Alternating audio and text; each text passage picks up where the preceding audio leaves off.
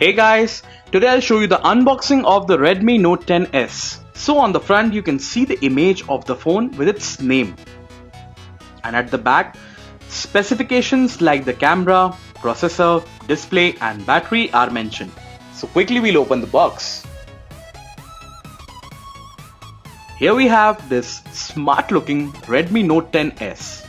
The phone has a punch hole display with Corning Gorilla Glass.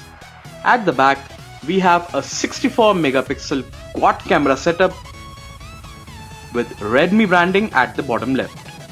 The phone is looking very stylish in this deep sea blue color. Next, we have this lid.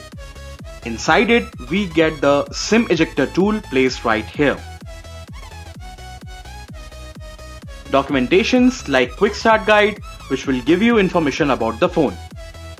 And the silicone back cover, which is a very good addition from the company. Now we have a USB Type-C cable for charging the phone and transferring the data.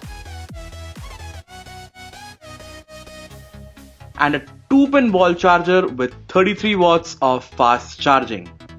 So guys, that's all you get inside the Redmi Note 10s box. Thank you so much for watching this video.